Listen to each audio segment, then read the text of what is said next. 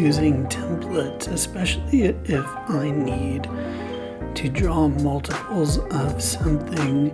Usually I find myself drawing a template when I need to draw multiples of a rectangle or square or any kind of dimension thereof.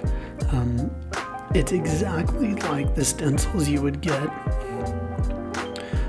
as a kid in like a little pencil case or something. We're just going to make our own, and I'm going to make my own by measuring a 2 centimeter by 7 centimeter rectangle on a piece of scrap cardstock. You have plenty of paper in your kit to do this. I'm sure you've saved all of your scrap with you, and all we need is our ruler, drawing utensil, and we need to measure, and then we're going to finally cut through and around this rectangle. Let's see what happens. There I measured my 2 centimeters by 7 centimeters, and I want to keep it in mind that I need to cut around and leave plenty of room around this shape that I'm going to cut out, because I want it to act as a frame all around it, top, bottom, left, right, so I can hold it down when I'm cutting. And there's my little cut line. Again, this doesn't have to be that exact, but the measurement of my rectangle is pretty precise. So I'm going to go ahead and start cutting, and I'm going to grab my X-Acto knife, and note that I'm also cutting on my cutting mat, which is just kind of some chipboard used on the back of some kind of notebook, it being a protector so I don't cut and chip the table. Also provides a firm surface for the blade to cut through that paper. Now, a lot of times when you cut with your X-Acto knife, notice I'm cutting towards me, and I'm cutting on the right side of that ruler. Sometimes you won't go all the way through, and since we're cutting the outside, I can just stick that in and complete that cut.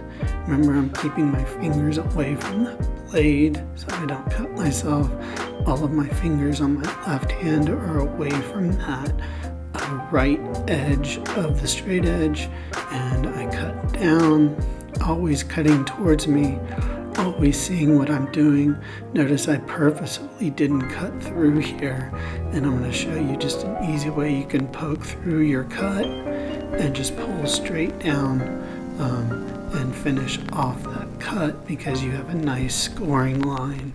And again, we don't care about the refined edge here, because it's going to get bent and chewed up anyway as we use this more and more. You could even use scissors to do this.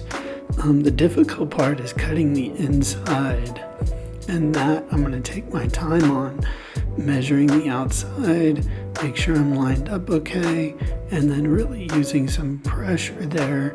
You can even see where the paper has started to move around, so I adjusted my hand position and really pressing down hard with my left hand so that paper doesn't move around and I don't mess it up. So I'm going to again keep my fingers on the left side of the ruler and go down several times with my X-Acto knife, all going through the same amount of pressure. You may need to go 2 or 3 times through this paper since it's thicker.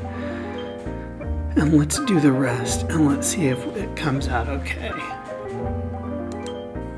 So now I can take my finished template over to my sketchbook, and if I need to draw out some rectangles that are precise and I can get them done quickly, like for instance our rectangles that we need for our value and pattern scales, I can just lay that template down, adjust for spacing, grab a pen, and draw as many as I need to, all done really quickly.